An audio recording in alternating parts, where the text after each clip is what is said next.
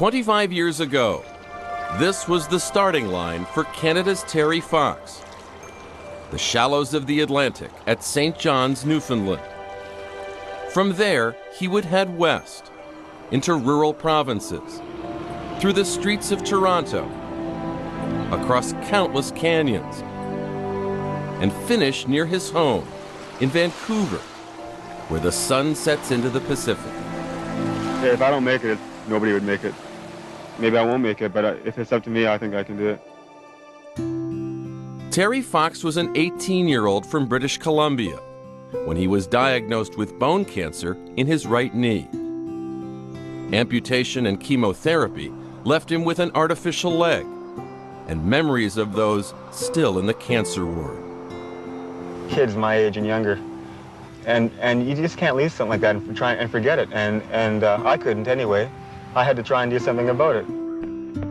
And so he did. Terry trained on his new leg for 14 months. The prosthetic that Terry had was actually a walking leg. Back in the 1980s, people didn't run on prosthetic legs.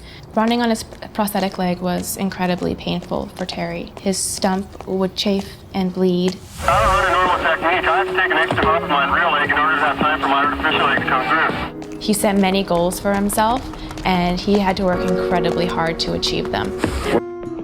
Then told his family that he would run east to west across Canada, hoping to raise $1 million for cancer research. I said, "Why can't you run across British Columbia?" And he said, "Because not only people in BC get cancer." Well, I couldn't argue that. When I'm running each day, I take one day at a time. When I'm running, I take 1 mile at a time, and I take one corner at a time. On April 12, 1980, at the easternmost point of Canada, it began, the Marathon of Hope. And Terry would do it by running 26 miles. A marathon every single day. He ran from Newfoundland towards his hometown of Vancouver, where he planned to finish the run and pour water he collected from the Atlantic into the Pacific, symbolically uniting our country. It defies logic, really. Not only running a marathon, who runs a marathon a day, let alone who runs a marathon a day on an artificial leg? It didn't matter if it was snowing, pouring rain, 90-degree Fahrenheit heat. He had to do that marathon.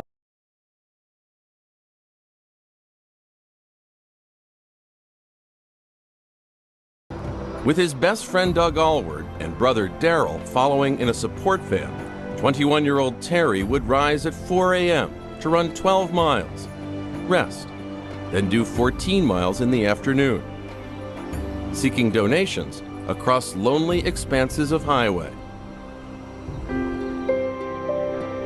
At first, few knew of him, and donations were spotty. Terry kept running.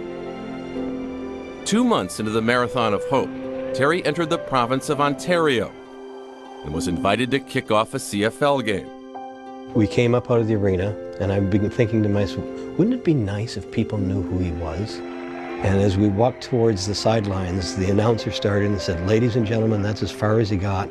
And the place went crazy.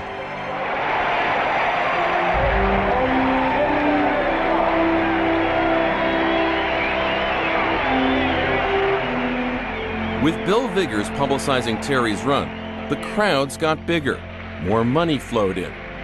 Terry now wanted to raise $1 for every Canadian, $24 million in all. What resonated with Canadians about Terry was his honesty, his innocence, his determination. That's, I think, why people fell in love with Terry Fox. In Toronto, thousands cheered him. For Canadians, Terry had become an inspirational hero. But what inspired Terry were the children he was trying so hard to help. Children like Greg Scott.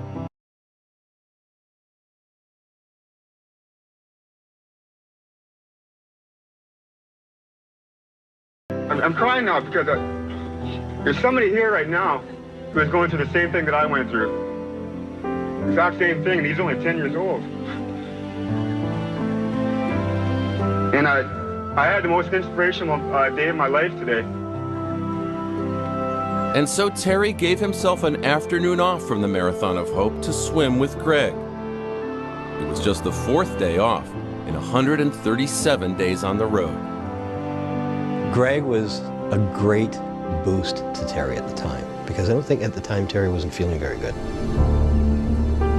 As he approached the city of Thunder Bay on September 1st, Terry Fox had run 3,339 miles, nearly the distance between Miami and Seattle.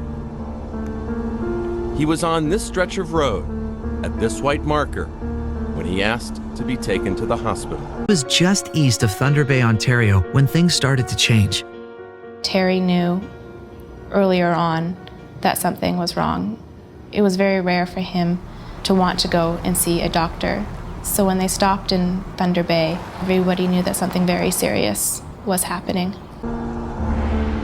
Thunder Bay was a surprise and shock, and we weren't expecting that. None of us were, including Terry.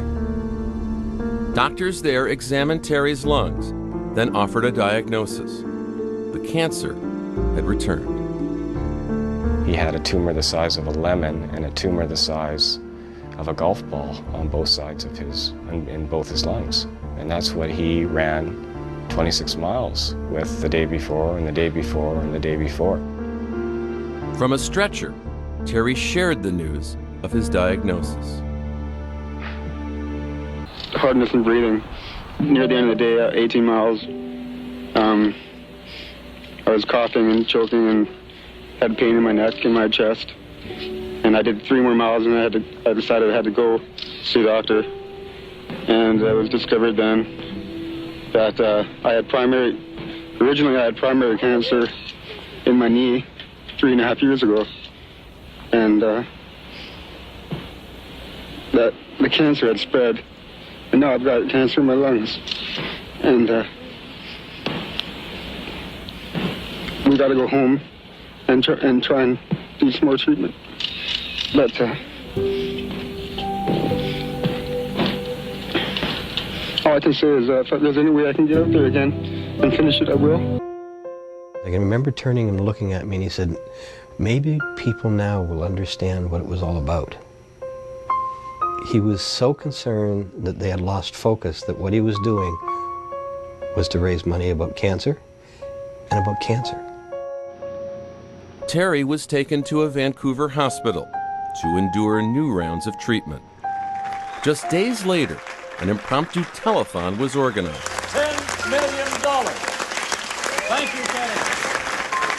As more than $10 million were added to the $2 million Terry had raised, Terry could know his dream of raising $1 for every Canadian citizen would someday be a reality. When Christmas 1980 drew near, Terry confided to his mother a single regret. He said, you know, I've raised millions of dollars, and I haven't got $1 to buy my family a Christmas present. And that was really tough. So his older brother lent him some money, and Terry bought his mother a gift, this pink wastepaper basket. It would be their last Christmas together. Terry was ready to die. He knew he was dying, and he knew he wasn't going to make it, and there wasn't any sense fighting anymore. Terry Fox died on June 28, 1981. He was 22 years old. He died surrounded by love, the love of his family, all of whom were with him, and the love and prayers of the entire nation.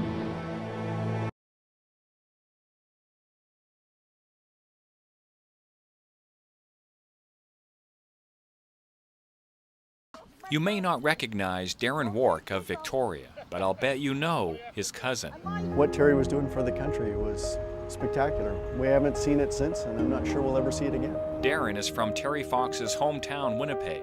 The Fox family moved from there to BC in 1968. My grandfather and Terry's grandfather were brothers, so I'm a cousin. When Terry began his Marathon of Hope in 1980, running east to west across Canada, Darren was 11 years old. He remembers bragging to friends about his famous cousin. Going to school, in elementary school at the time, I was pretty proud that I was related. My memories are filled with discussions around the dinner table with my parents and my cousins in Manitoba, and a lot of talk about looking forward to him coming into Winnipeg on his run. But Darren never got to meet Terry. Just outside Thunder Bay, Ontario, after 143 days of running over 5,000 kilometers, Terry was unable to continue. He died 10 months later. Would he call himself a hero? No way. Was he a spectacular athlete?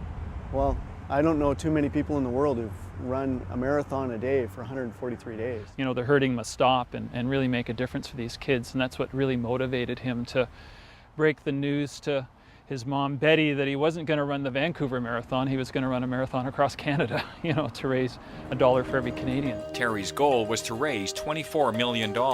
So far, the Terry Fox Foundation has raised over.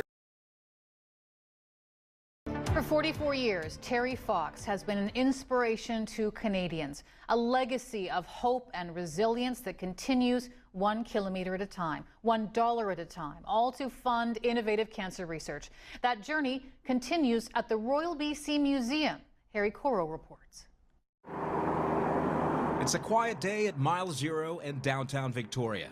A mother and daughter stand side by side looking at the statue of a true Canadian hero, Terry Fox. Dreams are made possible if you try. His words have inspired Canada and the world when 44 years ago his journey to raise money for cancer research began. At the Royal BC Museum, crowds gather to hear that Terry Fox's legacy will now be protected and preserved for generations to come. Words spoken through tearful moments. We would not be here today if Mom did not recognize the need to protect all things Terry. That turn into moments of elation. I am so honored today to announce a 20-year partnership between the Terry Fox Centre and the Royal BC Museum for the stewardship and preservation of the Terry Fox collection. Guess what? I get to sleep better for the next 20 years. The Fox family will still retain ownership of the collection, and at the moment, there's no timeline for this partnership to officially begin. The collection is currently on the mainland, so we will send the team over to do the collection assessment. We will then bring the collection into the museum and do all of our cataloging and all of our work. RBCM will work with the Fox family to determine what the exhibition may look like to ensure it truly captures Terry Fox and his legacy. Thank you. Good to see you. Yeah. This iconic van has become one of the centerpieces of the many exhibits that feature all things Terry. This would pull out into a bed, and Terry would sleep there in the fetal position and rest there as we drove to where he finished running the night before. Terry Fox ran for 143 days, 5,000 kilometers. This Friday marks 44 years since his Marathon of Hope, and his memory still reminds us that it's a mission still very much in motion. What a wonderful addition to the Royal BC Museum.